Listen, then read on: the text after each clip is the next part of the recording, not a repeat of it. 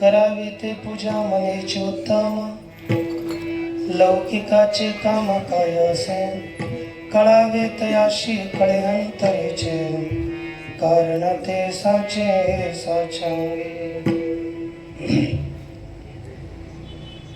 श्री भगवान पांडुरंग परमात्मा, श्री ज्ञानोबराय, जगद्गुरु तुकोबराय, शांती ब्रह्म एकनाथ महाराज, आदिगुरु श्री शंकराचार्य इत्यादी सर्व संतांच्या अलौकिक अहेतुकी अकारण करुण अशा कृपेनं आपल्या या वारजे गावामध्ये विठ्ठल नगर वारजे माळेवाडी या गावामध्ये या विठ्ठल मंदिराचे जे काही मंडळ आहे, या मंडळाद्वारे आयोजित केलेला हा सप्ताह, या सप्ताहातील आपला हा 25वा म्हणजे रौप्य महोत्सव आहे. आणि ही जी सेवा होती हे आमचे गडाचे महंत श्री बाबा त्यांची सेवा होते, तशी काही माझी सेवा नाही आहे. परंतु काही कारणास्तव स्वास्थ्य थोडं ठीक नसल्यामुळे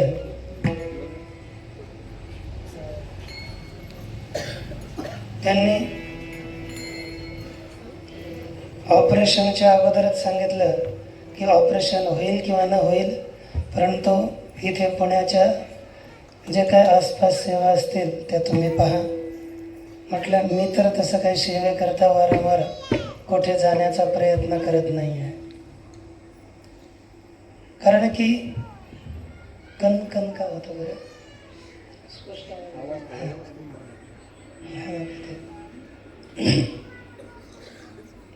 यामध्ये. मग त्यांनी आदेश केल्याप्रमाणे मी या ठिकाणी आपल्या पुढे सेवेकरता उपस्थित आहे. सेवेकरता आणि हा सप्ताह श्री आपले भारती बाबा त्यांच्या आशीर्वादानं, महाराजांच्या आशीर्वादानं किंवा आधिपत्यानं किंवा सगळेच आपले टाळकरी वादक किंवा सगळं मंडळ त्यांच्या कुशल मार्गदर्शनानं चालू हा आपला सप्ताह आहे. या सप्ताहामध्ये हे आपल्याला श्री जगद्गुरु तुकोबरायांचा जो अभंग आपल्या पुढे उपस्थित केला, या अभंगाचा जसा सरळ त्याचा भावार्थ निरूपण करता येईल त्याप्रमाणे करून आपण आपल्या जीवनामध्ये या अभंगाद्वारे आपण जर थोडं आचरण केलं तर आपल्याही जीवनात आपल्याला या अभंगाची फलश्रुती प्राप्त होईल. कारण की जगद्गुरु तुकोबराय आजच्या सेवेला घेतलेल्या अभंगामध्ये अर्थात करावी ती पूजा मनेचे उत्तम, लौकिकाचे काम काय असे, कळावे तयासी कळे अंतरीचे, कारण ते साचे साचा अंगी. या अभंगाद्वारे श्री जगद्गुरु तुकोबराय आपल्याला आपल्या जीवनामध्ये समाधान प्राप्त करण्याच्या साधनाचा उपदेश करतात.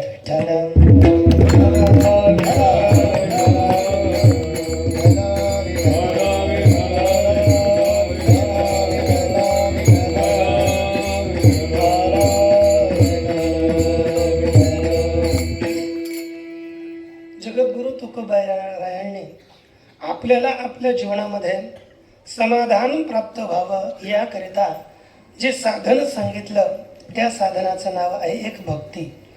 भक्ती साधनाचं निरूपण आपल्याला जगद्गुरु तुकोबराय सांगतात की जे साधन केलं असता आणि ते साधन कसं करावं, त्या साधन करण्याचा विधी काय आणि ते कोणाला कळण्याकरता आपल्याला साधन करायचं आहे हे आपल्याला या अभंगातून पाहायचं आहे. श्री जगद्गुरु तुकोबरायाने आपल्याला भक्ती हे साधन सांगितलं, कारण की आपण तसं पाहिलं तर अनेक प्रकारचे व्यवहार आपल्याला समाधान प्राप्त होण्याकरिता करतो. आपण संसारही समाधानाकरिताच करतो आणि भजन पूजनामध्ये परमार्थामध्ये थोडंफार येतो ते सुद्धा समाधानाकरिताच. कारण की आपण दोन्हीकडे जर पाहू गेलो आपल्याला समाधान हे संसारामध्ये कधीच प्राप्त होणं शक्य नाही. कारण की संसारामध्ये नित्य निरंतर मनुष्य व्यापाररत असल्यामुळे आराम, विश्रांती, समाधान त्याला प्राप्त होत नाही. विठ्ठल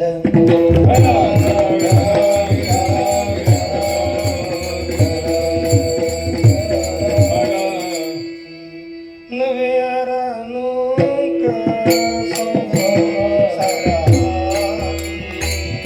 नवे आरानुक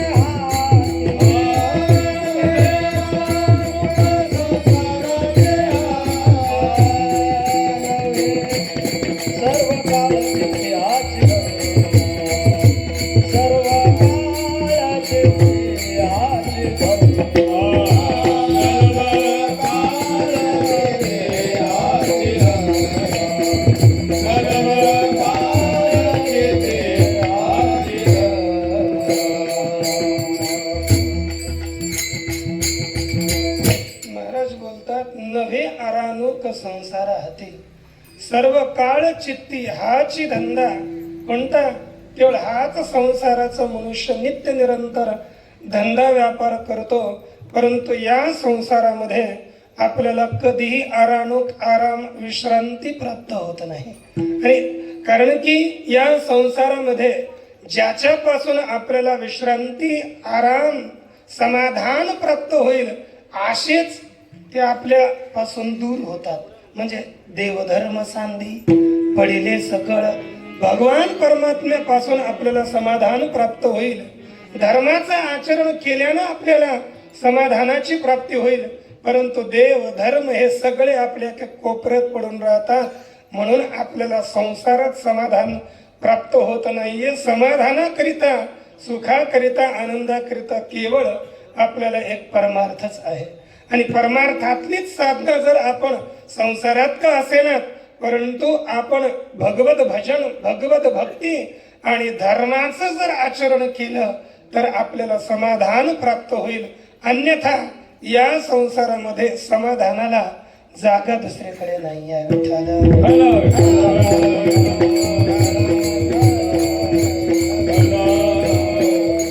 परमार्थामध्ये जरी आपल्याला समाधानाकरिता साधना सांगितलेली असेल, मग आपल्याला कर्म, धर्म हे सुद्धा आपल्याला भगवत प्राप्ती करता अंतःकरणात समाधान प्राप्त व्हावं याच्याकरिता कर्मही आहे, ज्ञानही आहे. ज्या ज्ञानाद्वारे आपण भगवत प्राप्ती करून सुखी होऊ, आनंदी होऊ. आणि योगही आहे आणि भक्तीही आहे. अशी 4 साधनं आपल्याला शास्त्राने या समाधानाकरिता, सुखाकरिता, भगवत प्राप्तीकरिता सांगितलेली आहेत. परंतु अन्य जरी साधना कर्म साधना असेल, ती कर्म साधना सगळ्याला यथासांग करता येत नाहीये. कारण की कर्माचा मार्ग जर पाहिला फार दुस्तर आहे, कठीण आहे करण्याकरता. म्हणून श्री भगवान परमात्मा बोलतात की गहना कर्मणो गती ही, कर्माची गती ही फार गहन आहे. कोणालाही, सामान्य मनुष्यांना कर्माचं स्वरूप कळत नाही. म्हणून जर कर्म आपण केवळ कर्माद्वारे आपण समाधानाची, सुखाची प्राप्ती जर इच्छू, तर ती आपल्याला या काळामध्ये करणं फार कठीण आहे. पहा, आपल्याला यज्ञ करायचा असेल तर शुद्ध गाईचं तूप लागेल. बरं, आता आपण बाजारात तूप आणायला जातो तर त्या तुपानं उलट शरीरातले जे काही रक्तातले कोलेस्ट्रॉल वगैरे हे पडतात, हार्ट अटॅक वगैरे येईल आणि कशापासून बनवलेलं ते तूप असतं कोणालाही ठाऊक नाही. मग अशा प्रकारच्या तुपाचा जर आपण यज्ञ हवनामध्ये वापर केला, भगवान परमात्मा प्रसन्न होतील की आपल्यावर रागवतील. म्हणजे कर्म करायला गेलं एक एक उणीवा आहे. बरं यज्ञ करायचं झालं ना तर लिहिलं आपलं कर्म करायचं असेल तर मनुष्य अगोदर शास्त्राचा विद्वान असावा, तो दक्ष असावा, कर्म करण्यामध्ये तत्पर असावा, कृष्ण केशी असावा, केस पांढरे झालेले नसावे आणि त्याला त्या फळाची इच्छा असावी तर तो त्या कर्माचा अधिकारी होऊ शकतो, नाही तर तो कर्म करण्याचा अधिकार नाही. म्हणून कर्म मार्ग आपण करू गेलो तर तो करण्याकरता काहीतरी उणीव राहील आणि उणीव राहिली तर आपला उत्कर्ष होण्यापेक्षा आपण अधपतनाला जाऊ. म्हणून कर्म मार्ग ही थोडा कठीण आहे, तो करू शकत नाही आपण. आणि ज्ञान मार्गाचं पाहिलं तर ज्ञानाकरिता अधिकारी लागतो. पहा, विवेक, वैराग्य, समाधी, षटक, संपत्ती, मुमुक्षुत्व हे शब्द ऐकल्याच आपल्या कानाला झोंबायला लागलं.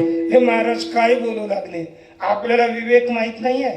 विवेक म्हणजे विचार काय, सत्य काय आहे, असत्य काय, नित्य अनित्य काय, काही कळत नाही. कळतं का? तुम्ही म्हणाल आम्हाला कळतं व संसार अनित्य आहे आणि परमात्मा सत्य आहे. हे जर आपल्याला वास्तविक कळालं असतं तर आपण या संसाराच्या मागे लागलो नसतो. पण आपण बोलण्यापुरतं बोलू की संसार आहे, खोटा आहे, हे टिकण्यापुरता नाही आहे असं आपण बोलण्याकरता, परंतु आपल्याला वास्तविक त्याची समजूत पटलेली नसते. म्हणजे विवेकही नाही, आपल्याला वैराग्यही नाही, पुढचे मनोनिग्रह नाही. मन पहा तुम्ही, पूजेला ध्यानाला बसले की विचारतात, चांगले परमार्थाला लागलेली म्हणतात महाराज आमचं ध्यान होत नाही, आम्ही ध्यान करू गेलो तर दुसराच पसारा आमच्या डोक्यापुढे उभा राहतो. म्हणजे मनोनिग्रह आपला नाही आहे, इंद्रिय आपल्या ताब्यात नाहीत, आपली तेवढी श्रद्धाही नाही, समाधानही नाही, म्हणजे मन एकाग्र झालेलंही नाही, तितिक्षाही नाही. थोडं जरी काही लागलं तर मनुष्य थोडे ताप वगैरे आला तर ओरडा लागतो, फार दुखतंय, म्हणजे ही अशी स्थिती आपली. मग अशी जर स्थिती होत असेल तर या अशा प्रकारचा अधिकारी, विवेक वैराग्यादी संपन्न अधिकारी ज्ञानाकरिता लागतो. परंतु ज्ञानाचा अधिकारी आपण होऊ शकत नाहीत. योग तर आपल्यापासून शतकोटी दूरच आहे. कारण की योगाची या वाटा जे निघाले का सुभटा, त्या दुःखाचाच शेल वाटा भागा आला. केवळ योगाच्या मार्गाने लागलो आपण तर दुःखाशिवाय काही नाही. कारण की आपली शरीराची स्थिती योग करण्याच्याही लायकीची नाहीये.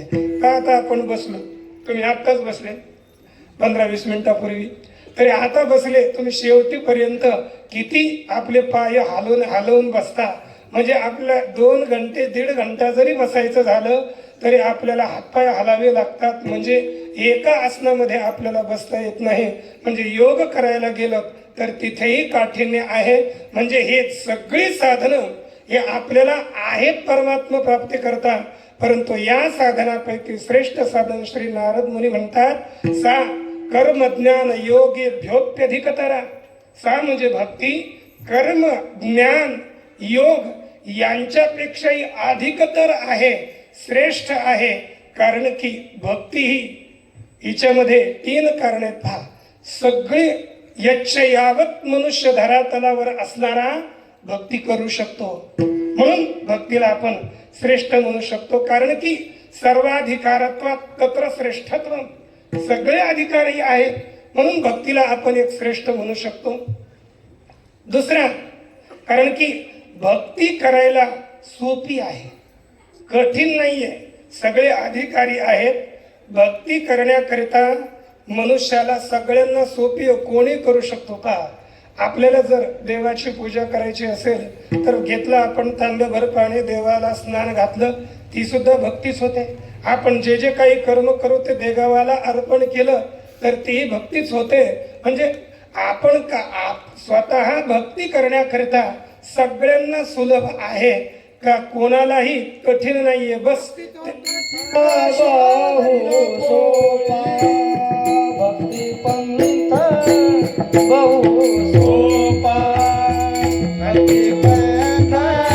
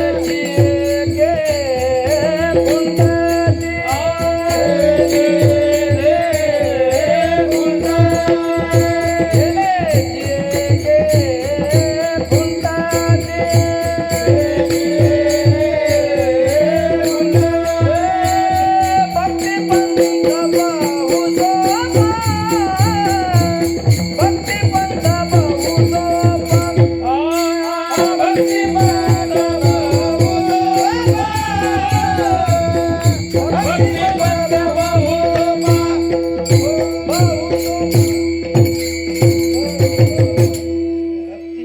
बहु सोपा पुण्य नागावे या बापा. त्याच्या विरुद्ध महाराजांनी प्रमाण दिलं की भक्ती तो कठीण शोळावरील फळे निवडे तो बळे विरळा शूर. याचा दोघांचाही जर आपण विचार केला, मला काय नाही कोणतंही प्रमाण द्या, तशी काही समस्या नाही. आपल्याला जायचं तिथेच जाऊ आपण, काय त्याचं विवेचन करू पाहूया. कारण की त्यांचं प्रमाण पाहू अगोदर की भक्ती ही ते म्हणतात कठीण आहे. का कठीण आहे? तरी भक्तीची काही स्वरूप आहे. जर आपण श्री नारद महर्षींच्या वचनानुसार विचार करू गेलो तर नारद महर्षी 2-4 भक्तीच्या व्याख्या करतात. एक सांगतात की पूजा विश्वनुराग इति पाराशर्या आत्मरत्य विरोधेन इति शांडिल्य. पण आपली एक नारदजीची पाहिली तर नारद असतो तदर्पिता अखिलाचारता तद विस्मरणे परम व्याकुलतेती. आपल्यालाच हे पाहिजे पहा, आत्मरत्य विरोधेन इति शांडिल्य ही जी भक्ती आहे म्हणजे आत्मस्वरूपामध्ये नित्य आपल्या स्वतःच्या स्वरूपामध्ये नित्य रममान होणं हे फार कठीण आहे. जर आपण स्वस्वरूपानुसंधानम श्री शंकराचार्यानुसार जर आपण म्हटलं स्वस्वरूपानुसंधानम भक्तिरेव करियसी, ही जर स्वतःच्याच स्वरूपाचं अनुसंधान करणं ही जी भक्ती आहे ही जर आपण करायला आता लागलं आपल्या बापाला हे सिद्ध लवकर होणार नाही. म्हणजे ही भक्ती कठीण आहे. पण आपल्याला जी भगवान परमात्म्याची पूजा इत्यादी भक्ती आहे ही भक्ती सोपी आहे. म्हणून श्री भगवान व्यासजी बोलतात पूजादिश्वनुराग इति पाराशर्य. पाराशर्य म्हणजे पराशराचे पुत्र श्री पाराशर्य श्री व्यास महर्षी सांगतात पूजेमध्ये आपली प्रीती असणं, भगवान परमात्म्याच्याच पूजेत आपलं प्रेम असणं ही भक्ती सोपी आहे आणि ती सगळे करू शकतात. आणि त्याच भक्तीचं विधान श्री जगद्गुरु तुकोबराय अभंगाच्या प्रथम चरण.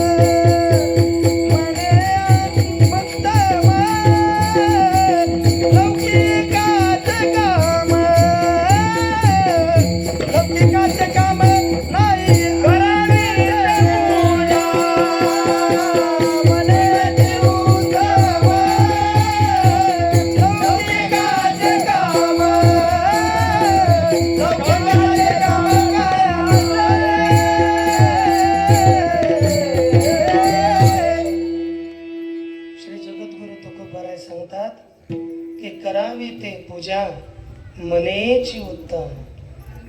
आपण मनुष्यानं काय करावं? आपण सगळे करू शकतो. काय करावं? श्री जगद्गुरु तुकोबाराने सांगितलं पूजा करावी. आणि कशाने करावी? मनेची करावी.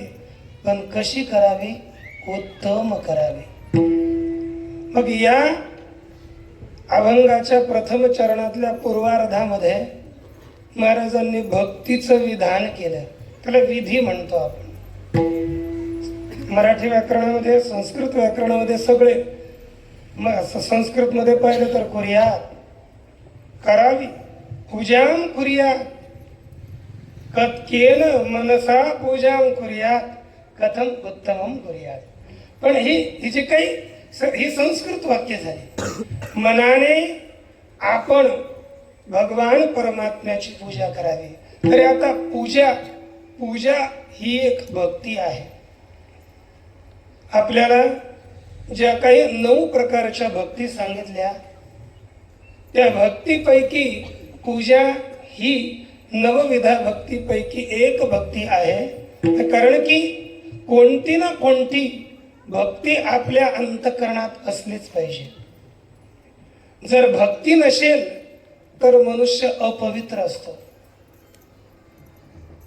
नाहीतर मनुष्य खरंच अपवित्र असतो. म्हणून भक्ती आपल्या अंतःकरणात यावी. कारण की पवित्र व्हायचं असेल ना तर भक्ती करावी. श्री जगद्गुरु तुकोबराय बोलतात, तो कर्मने नवविधा,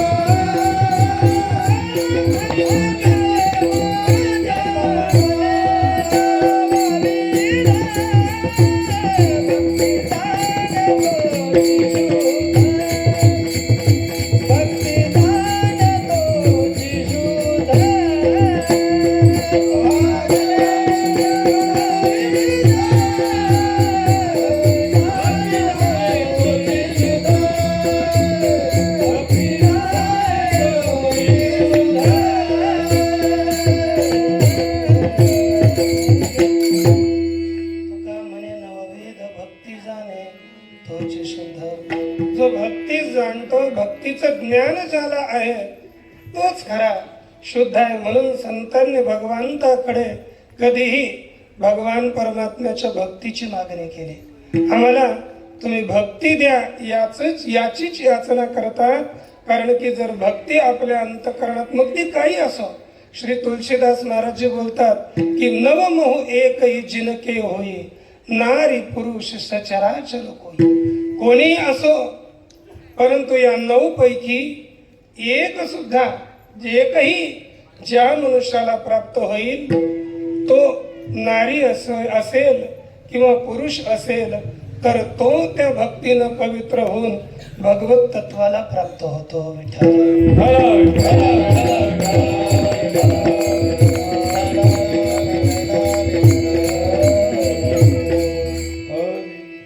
म्हणून आपल्याला या भक्तीच्या 9 प्रकारच्या प्रकारच्या ज्या भक्ती आहेत त्यातली एक तरी प्राप्त व्हावी याकरिता पहा श्री या भक्तीच्या नवविध भक्तीचं वर्णन करत असताना भागवतामध्ये श्री हिरण्यकश्यपूचे पुत्र श्री प्रल्हादजी जेव्हा शंडा आणि आमर्क यांच्या गुरुकुलामध्ये शिकत असताना आता जे काही त्यांचा संवाद व्हायचा, नंतर पित्यानं पुन्हा त्याला खाप मांडीवर खाली टाकून दिलं वगैरे कथा आपण जाणत आहात. परंतु जेव्हा श्री प्रल्हादजी आपल्या जे काही सगळे सवंगडी मित्रमंडळी असेल त्यांच्या बरोबर खेळत असताना त्यांच्या मित्रमंडळांनी विचारलं की हे तुला किंवा ह्याच अगोदर श्री हिरण्यकश्यपूने अगोदर विचारलं तुम्ही गुरुकुलमध्ये काय शिकले, तुला काय आवडतं? तर तेव्हा त्यांनी सांगितलं मला जी आवडणारी आहे ती 9 प्रकारची भक्ती आहे. आणि त्यांनी एक श्लोक उच्चारला, श्रवणं कीर्तनं विष्णुः स्मरणं पादसेवनम् अर्चनं वन्दनं दास्यं सख्यं आत्मनिवेदनम्. ही भक्ती कोणती? श्रवणम. पहिली श्रवण भक्ती. श्रवणम वारंवार भगवान परमात्म्याच्या कथेचं श्रवण करणं, कीर्तन ऐकणं. कीर्तनात झोपा नाही काढणं बरं का, एकाग्र होऊन कीर्तन आपण ऐकली पाहिजेत. श्रवणम कीर्तनम. आणि स्वतःही आपण कीर्तन केलं पाहिजे. कीर्तनाची व्याख्या करत असताना काही ग्रंथकारांनी व्याख्या केली की स्वयमेव भगवत गुण कर्मणाम नाम. भगवत गुण कर्मणाम नाम स्वयमेव कीर्तनम म्हणजे कथनम संकीर्तनम म्हणजे स्वतःच भगवान परमात्म्याच्या गुणांचं कथन करणं. आपण घरात असलो ना, आता इथं काय तुम्हाला काय खुरपायला जायचं नाहीये कुठे, इथे आपण सगळे घरीच राहतो. मग आपले मुलं बाळ कोणी आले तर थोडी किंवा स्वतः आपण एखादं संत चरित्र, भगवत कथा, भगवंताचे चरित्र ही आपण वाचल्या पाहिजेत आणि आपल्या मुलांना सांगितल्या पाहिजेत.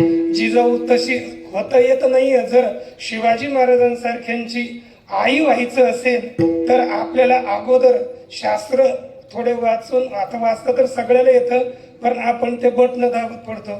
त्या भीतीवर लावलेली जी काही काच असते, आपण टीव्ही कशाला म्हणाली, तिच्या पुढे बटन दाबत बसतो. म्हणून आपल्याला संस्कार लागत नाहीत, आपल्या मुलांनाही तसे संस्कार लागत नाहीत. परंतु आपण स्वतः आपण भगवान परमात्म्याच्या कथा वाचल्या पाहिजेत. त्यांच्या भगवत गुणांचं कथन आपण केलं पाहिजे. भगवान परमात्म्याने जे जे कर्म केली त्या कर्मांचं कथन केलं पाहिजे. आणि वारंवार आपल्या मुखाद्वारे भगवान परमात्म्याच्या नावाचं उच्चारण केलं पाहिजे. विठाला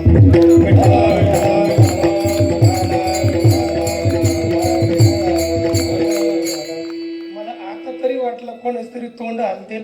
अर्ध्याच्या वर हल्ले पण अर्ध्याच्या वर बंदच राहिले. विठाला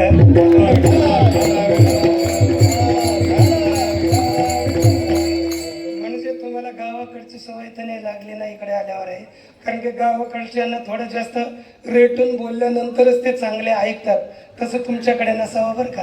कारण की आपल्याला भगवान परमात्म्याच्या गुणाचं, कर्माचं आणि नामाचं कथन करणं हे कीर्तन आहे. हे आपण स्वतः केलं पाहिजे. श्रवण गाईन आवडे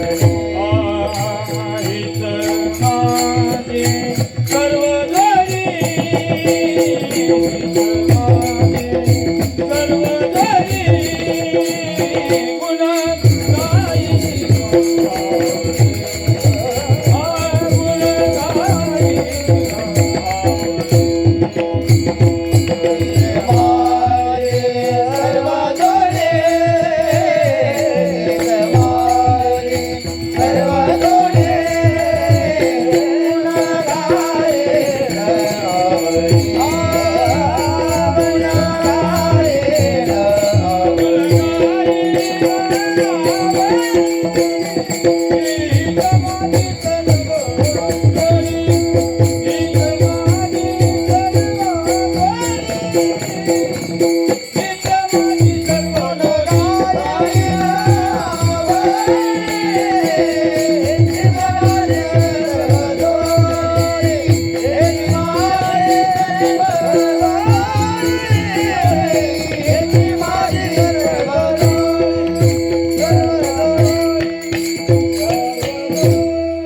गायीन आवडी हीच माझी सर्व जोडी. आपण आपल्या मुखाने भगवान परमात्म्याचे गुण गाणं कीर्तन भक्ती आहे. श्रवणम कीर्तनम विष्णू है ना, स्मरणम भगवान परमात्म्याचं श्रवणम कीर्तनम विष्णू स्मरणम पादसेवनम. या पूर्वार्धात 4 प्रकारच्या भक्ती सांगितल्या. स्मरण भगवान परमात्म्याचं मनामध्ये नित्य स्मरण करणं.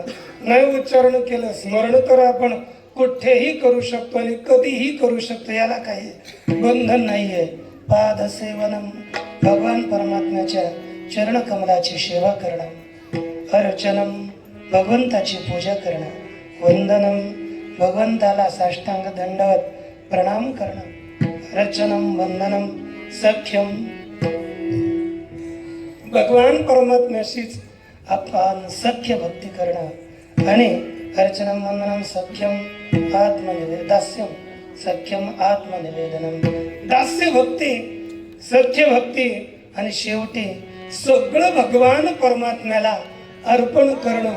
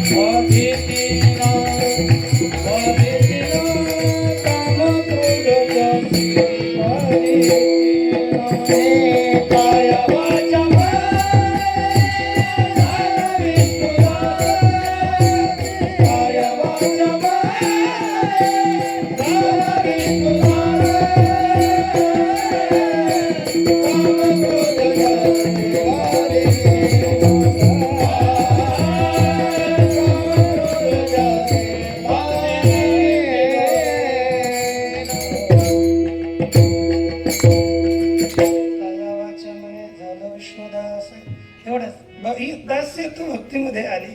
आणि या जर भक्ती केल्या तर या भक्तीचं फळ आहे. आणि या भक्तीची एकाएकानं एक भक्ती केली आणि भगवान परमात्म्याची त्यांना प्राप्ती झाली. श्लोकामध्ये सुंदर वर्णन आहे की म्हटलं जातं श्री विष्णू श्रवणे परीक्षित भवत वैयासती कीर्तने प्रल्हाद स्मरणे तदंग्री भजने लक्ष्मी प्रथो पूजने अक्रूरस्त्वाभिवंदने कपिपतिर दासेथ सख्येर्जुनः सर्वस्वात्मनिवेदने बलिरभूत कृष्णाप्तिरेषां परम.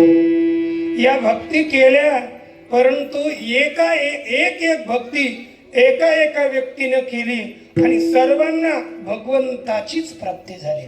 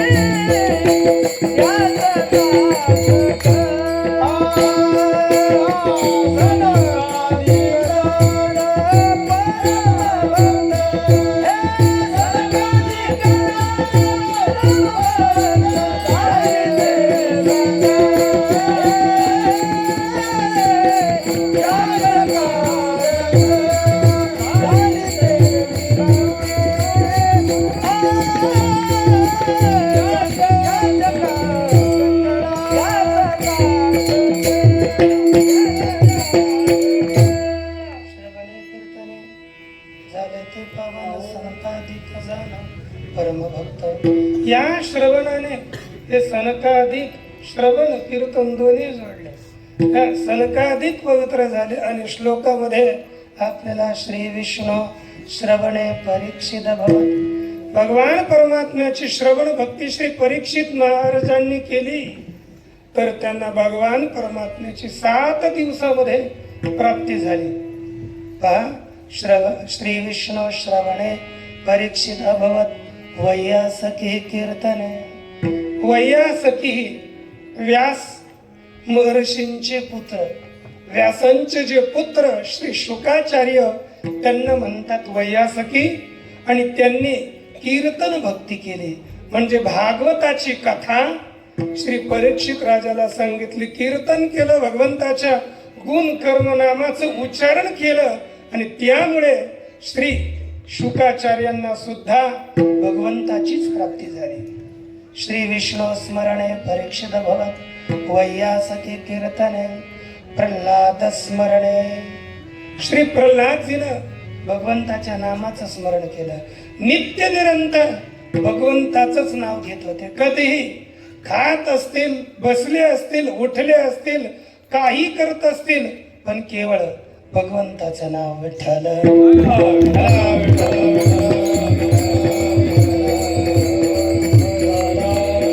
आपल्याला आपलं कल्याण करायचं असेल ना, बस काही नाही केलं तरी चालेल, केवळ भगवत नामस्मरण. मग आपण तोंडाने उच्चारण करा किंवा मनातल्या मनात स्मरण करा. स्मरण केलं तर फार सगळ्यात उत्तम आहे. कारण की तोंडानं वैखरी वाणीनं बोलण्यापेक्षा मनात मानसिक केलेला जप त्यापेक्षा 100 पटीनं अधिक असतो. म्हणजे आपण बोललो विठ्ठल याचं एक फळ भेटेल, पण मनातच बोललंच नाही. मनातल्या मनातच आपण विठ्ठलाचं उच्चारण केलं तर 100 नाम उच्चारण केल्याचं एक विठ्ठल पदानं होतं. विठ्ठल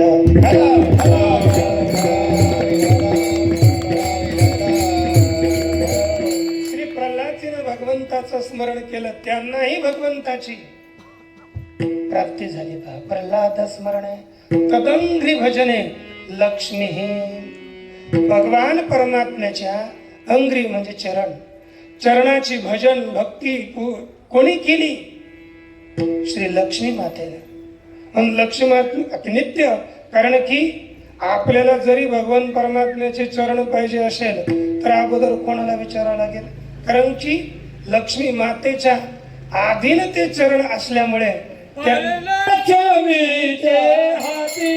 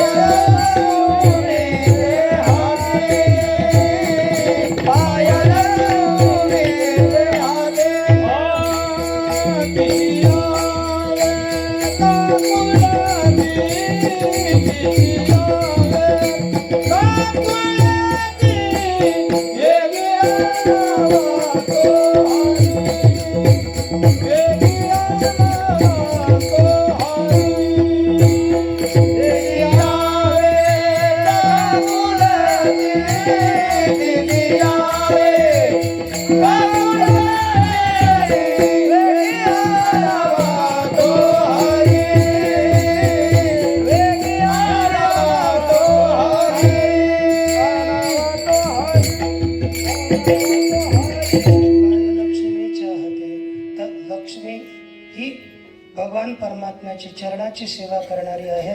आणि पूजने श्री पृथ्वीराजानं भगवान परमात्म्याची पूजा भक्ती केली आणि त्या भक्तीने भगवंताची प्राप्ती झाली. तसंच आक्रूरस्वाभिवंदने आक्रूरजीनं भगवान परमात्म्याची वंदन भक्ती करून भगवंताची प्राप्ती केली. दास्येथ आणि दास्य भक्ती पा कपिपती दशत्व निकट हनुमंते पैकेले म्हणून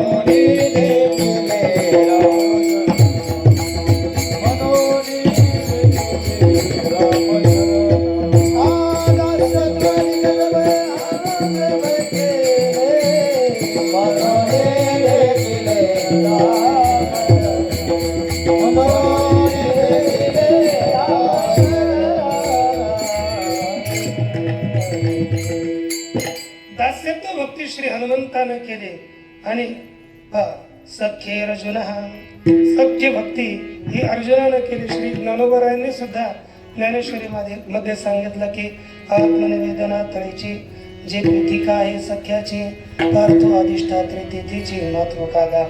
म्हणजे अर्जुनानं सख्य भगवान परमात्म्याची सख्य भक्ती केली, त्यांनाही भगवंताचीच प्राप्ती झाली. आणि श्री बळीराजानं आत्मनिवेदन भक्ती केली आणि त्यांचं फळ काय झालं तर त्या कृष्णाप्ती रे श्याम परम, फळ एकच आहे, भगवत प्राप्ती. म्हणून आपण जर आता या नवविधा भक्तीपैकी एक भक्ती आपल्याला आज श्री जगद्गुरु तुकोबारायांनी सांगितले, करावी ती पूजा मनेची उत्तम. आपण मनानेच ही पूजा करावी. हिचं फळ काय मग? तरी असंच पुराणामध्ये वर्णन केलं, अर्चनम श्री विष्णू, भगवान परमा श्री जे मनुष्य या पृथ्वीवर भगवान परमात्म्याची अर्चन भक्ती करतात त्यांना काय प्राप्त होतं तर साक्षात भगवत तत्वाचीच प्राप्ती होते. म्हणून मनुष्यानं भगवान परमात्म्याची भक्ती पूजा भक्ती अवश्य केली पाहिजे. विठ्ठल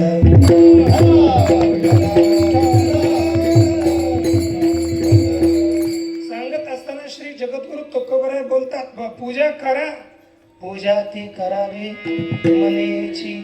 याचा जर आपण अर्थ पाहिला तर आपल्याला दोन प्रकारचा दिसून येईल. म्हणजे मनेची, आपण मनानेच म्हणजे मन लावून भगवान परमात्म्याची पूजा करावी. आपण जी पूजा करतो केवळ त्याच्यावर काय करायचं नाही. तर आम्ही आपल्या काशीमध्ये राहत असताना आमचे असेच काही महात्मंडळ मित्र असायचे. म्हणजे साधं एक जण होते, आमचे नाव नाही सांगत कारण की आमचेच ना ते. त्याच्यामुळे मग झालं काय, आम्ही मजा घ्यायचो, त्यांची आनंद करायचो. म्हटलं स्वामीजी स्वामीजी आज भगवान की पूजा हो गई क्या? बोलते हो गई. हम क्या करा, ते काय करत होते, एक आपला डब्बा होता स्टीलचा चपटा डबा, त्याच्यात बघा 2-4 शंकरजी असायचे. लगे मतलब स्वामी जी कहाँ पूजा हो गई आज की?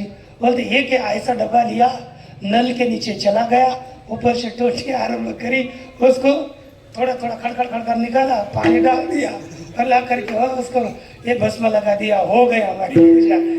कारण की आमचे मित्र बरं का असे, आणि असेच काही कधी कधी म्हणजे पण ते तसे फार स्वभावाने सरळ फार प्रेमी स्वभावाचे होते. पण मला एक उदाहरण सांगायचं, पूजा करायची झाली, आपण मस्त एक आसन टाकून बसावं, भगवान परमात्म्याला पुढे स्वच्छ धुतलेलं ताट घ्यावं, त्याच्यावर त्यात भगवंताला ठेवावं आणि मस्त प्रेमानं भगवंताला स्नान घालावं. सुंदर वस्त्रानं आता किती महिनाभर न धुतलेल्या वास येणाऱ्या वस्त्रानं भगवंताला पुसावं. असं आहे का?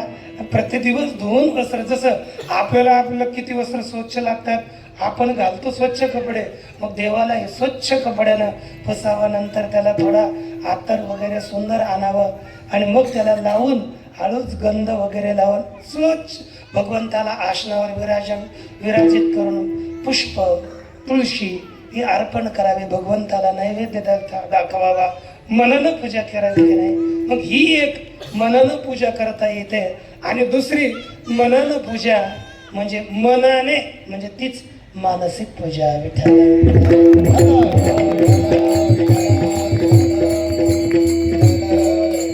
मानसिक पूजेला आता समजा काही ज्यांचा अधिकार मनामध्येच भगवान परमात्म्याची पूजा करू शकतात, हे वेगळे.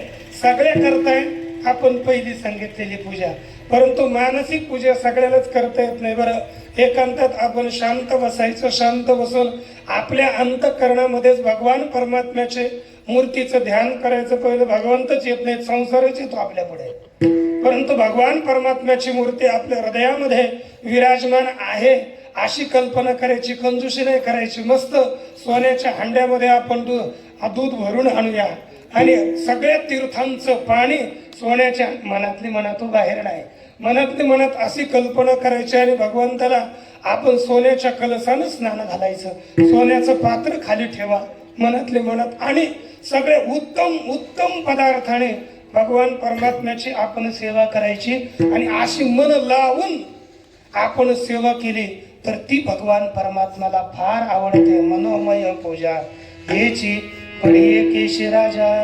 भगवान परमात्म्याला ती पूजा ही फार आवडते. म्हणजे अंतरीचे ध्यान मुख्य या नावे पूजा नवे विठाला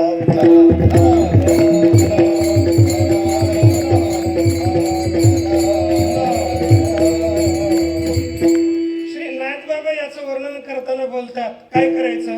अंतरीच देव अंतरीच भक्त अंतरीच होत पूजा सर्व.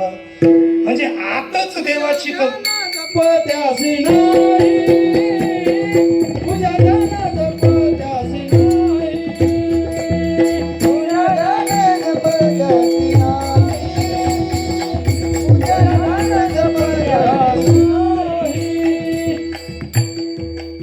विरुद्ध झालं. जे जे दृष्टी दिसे ते हरिरूप पूजा जाण्याचं पद्धत नाही. पण इथं आपल्याला हरिरूप नाही.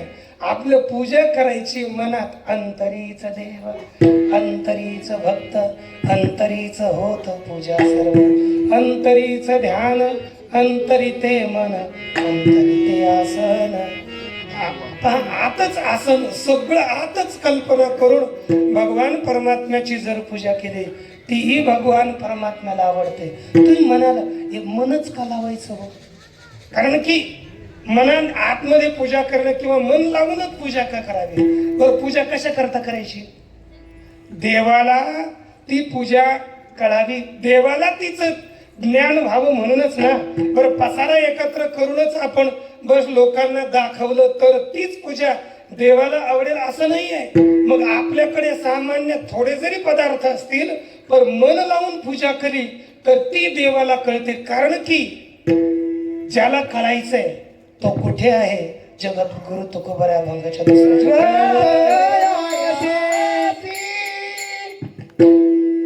कळावे तयासी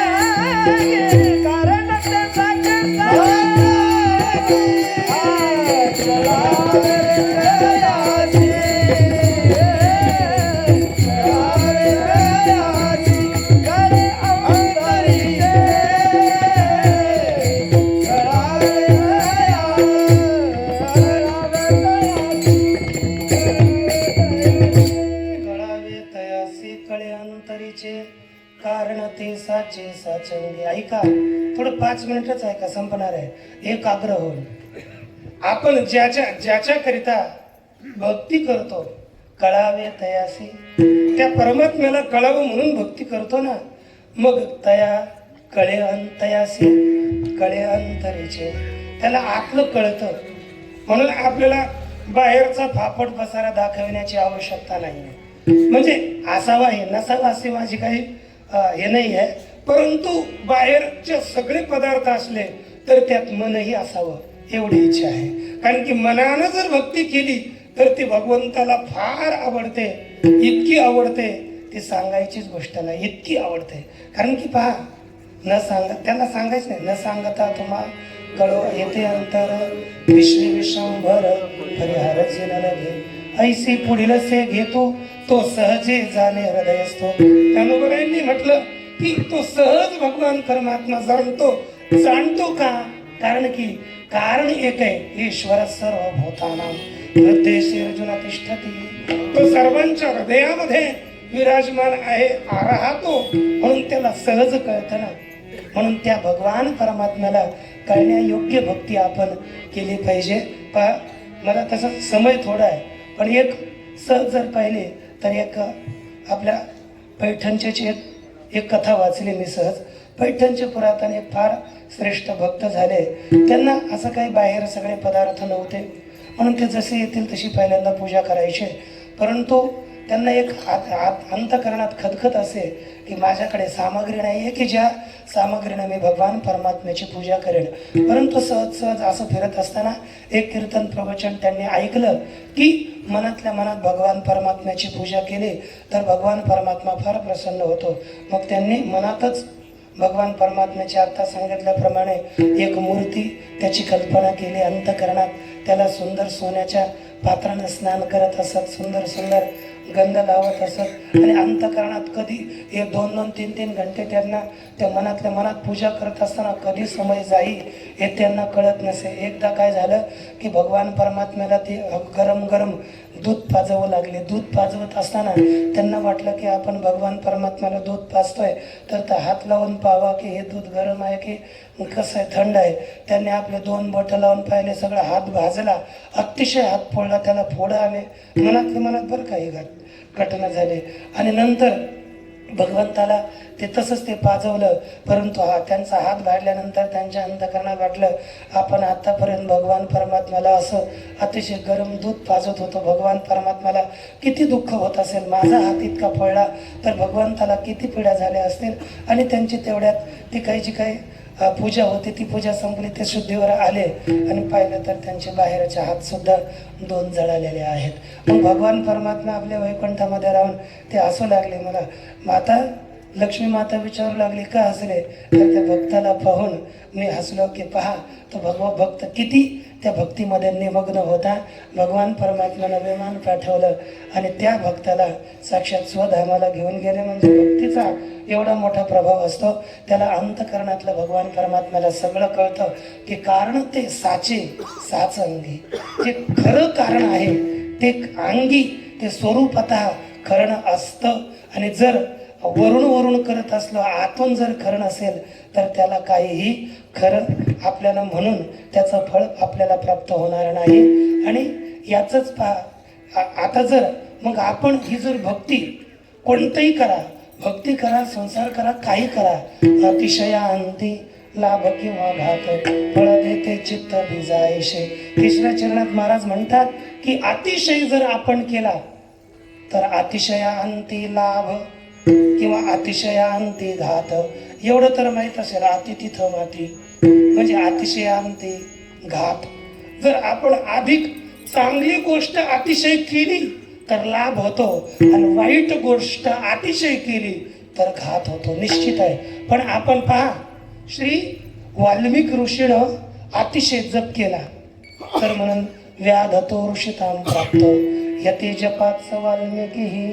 आणि व्याध होता परंतु व्याध पारधी असून तो ऋषित्वाला प्राप्त झाला, अतिशय जप केला. अपरीक्षित श्रवणात मुक्तो, अतिशय श्रवण केलं, 7 दिवस कंटाळा आला नाहीये. आपल्याला 2 घंटा झाला कंटाळा येतो. मी 5 मिनिटानंतर पाहतो ना, लगेच इकडे तिकडे पाहतील, मी जाऊ देणार नाहीये. परंतु त्यांनी अतिशय श्रवण केलं म्हणून त्यांना भगवंताची प्राप्ती झाली. म्हणून आपण चांगलं अतिशय जास्त केलं पाहिजे आणि वाईट अतिशय त्याचा त्यागच केला पाहिजे. अति करू नये. पहा, अति ते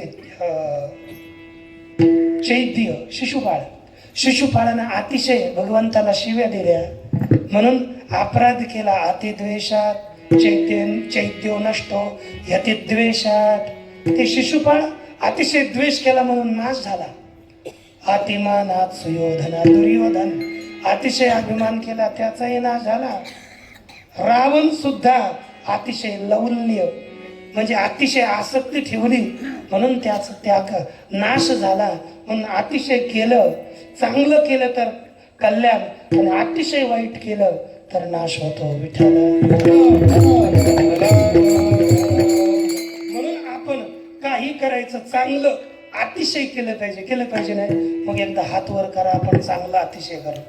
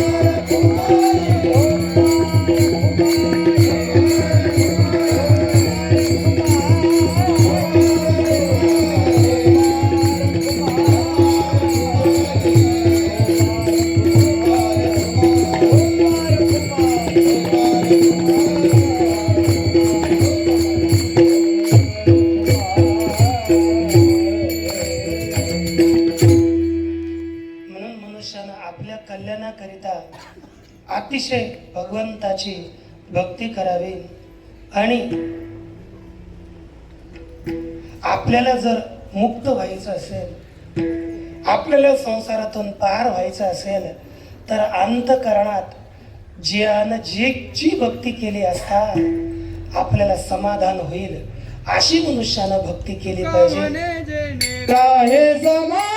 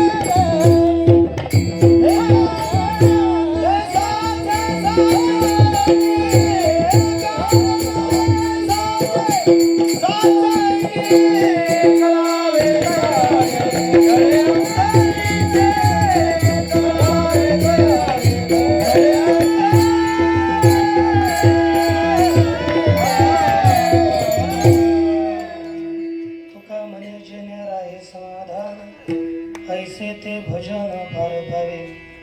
जगद्गुरु तुकोबरा म्हणतात की जे भजन केलं असता आपल्याला समाधान प्राप्त होतं, विक्षेप होत नाही. आणि असंच भजन आपण केलं तर तेच भजन आपल्याला या संसार सागरातून पार करणारा आहे. म्हणून आपल्या अंतःकरणाला प्रसन्नता देणारी पूजा भगवान परमात्म्याचं भजन आपण सर्वांनी केलं पाहिजे. कारण की या संसारामध्ये आपल्याला बस आलोत आपण. पूर्वी 50-60 वर्ष तुमच्या दृष्टीनं आपण पूर्वी नव्हतो. आता पुढे जर पाहिलं काही दिवसानंतर राहणार नाहीत. मग आपण कधीच पुढेही आपल्याला या जगाचा उपयोग नाही, मागेही नाही. या थोड्याशा कालावधीमध्ये आपण इथे आहोत. मग हे जीवन आपण फालतू का घालायचं? मग पुन्हा 84च्या फेऱ्यामध्ये आपण पडून का उग दुःखी व्हायचं? म्हणून आपण आपला स्वतःचा घात करू नये. कारण की तुका म्हणे आत्महत्या रे घातकी, थोर होते चुकी नारायणी. जर आपण आपलं आत्महत्याच आहे, भगवंताची भजन न करता, भगवंताची प्राप्ती न होता असं मरणं म्हणजे आत्महत्या करणं आहे. आणि जशी आपण अशी आत्महत्या केली तर 60,000 वर्ष नरकात जावं लागतं. ती करतात ना, पितात काय काय, त्या आधी तर 60 वर्ष सुद्धा आपल्याला जगायचं नसतं आणि तिथं 60,000 वर्ष नरकात पडावं लागतं. आणि तसंच आपण परमात्म्याला नाही जाणलं तर 84 लाख योनी या संसारात नरकात फिरावं लागतं. याकरिता सगळ्यांनी सावध होऊन भगवान परमात्म्याची भक्ती करून भगवंताची प्राप्ती करावी एवढीच आशा आहे, दुसरं काहीही नाही. असो, या अभंगाचा श्री आपल्या बाबा किंवा भारती बाबा किंवा आमच्या बाबांच्या या आदेशानं जसा सेवा करता आली, श्री ज्ञानोबा तुकोबराय, सद्गुरु जोग महाराज या सर्वांच्या आशीर्वादानं जसं याचं चिंतन करता आलं तसं चिंतन केलं. तसं तर पाहिलं तर आळंदीमध्ये मी तर कीर्तनाला का जात नाही, की एक राहतं की दिवसभर पाठ शिकवून इथे येईपर्यंत मला वाटतं 4:30 वाजेपर्यंत पाठ घेतला. मग इकडे आलो. काही संध्याकाळचे पाठ आहे, कारण की दुपारी 1 वाजता पाठ सुरू झाला, रात्री 9ला पाठ संपतात. म्हणजे लगातार चालतात, नित्य सकाळी पाठच राहतात. त्याच्यामुळे मला अवकाश भेटत नाही. मग अष्टमी आणि प्रतिपदा हे आमच्यानुसार जसा सुट्टी राहते, जसं रविवार असते त्या सुट्टीलाच आम्ही पाहतो आणि गेलं तर कीर्तनाला जायचा प्रयास करतो, नाही तर राम दूरवरूनच करतो. पण असं बाबांचा आदेश त्यानुसार हे जवळही आहे म्हणून येता आलं. असं कारण की आळंदीमध्ये एक गुरुकुल आहे. गुरुकुलमध्ये तर आता सर्व आपलं वारकरी शिक्षणासहित, कारण की मी पूर्वी वारकरी शिक्षण संस्थेमध्ये शिकत होतो आणि आता संस्थेत शिकवायलाही जातो. पण जाताना तेवढं म्हणजे 1 घंटा जातो पुन्हा वापस गुरुकुलमध्ये राहतो. गुरुकुलमध्ये तर आमचा अभ्यासक्रम असा 6 वर्षाचा आहे. त्यात लघु प्रस्थानत्रयी आहे, आपले शंकर प्रस्थानत्रयी, बृहत प्रस्थानत्रयीचे ग्रंथ होतात आणि वारकरी संप्रदायाचे जे आपले ग्रंथ आहेत तेही होतात. आणि कारण की तिथे गुरुकुलमध्ये आपली जशी शाळा आहे तर BA पर्यंत ते विद्यालय आहे. गुरुकुल म्हणजे BA पर्यंत 8वी ते BA पूर्ण. कारण की गाथा मंदिर माहीत असेल तुम्हाला, तिथली साधक मंडळी सगळे फॉर्म गुरुकुलमध्ये आळंदीतच भरलेले आहेत. सगळे म्हणजे गुरुकुल आहे. जर आणि त्यांचा तिथे आम्ही प्रवेश जास्त घेत नाहीत का, म्हणजे निवासी बाहेरून परीक्षेला शिकायला येऊ शकतात, परंतु निवासी आम्ही 10 जास्तीत जास्त 10च ठेवतो वर्षाला. रामनवमीच्या नंतर, हनुमान जयंतीनंतर मग ते असं गुरुकुल सुरू राहतं. आणि आमचे साधक मंडळी सगळे गुरुकुलचीच आहेत. आमचे दोघं तिघंच आहेत, जास्त नाहीत. कारण की त्यांचाही अभ्यास बुडू नये म्हणून आम्ही कुठेही बाहेर न जाऊ देता, महाराजांनाही माहीत असेल परिचय आहेच आहे, पण असो त्या बाबांच्याच आदेशानं इथे येण्याचा माझा योग आला. ही सेवा आपल्या श्री पांडुरंगाच्या चरणी, श्री ज्ञानोबराय तुकोबरायांच्या चरणी, तुम्हा सर्वांच्या सर्व संतांच्या चरणी अर्पण करून या ठिकाणी थांबतो. ज्ञानेश्वर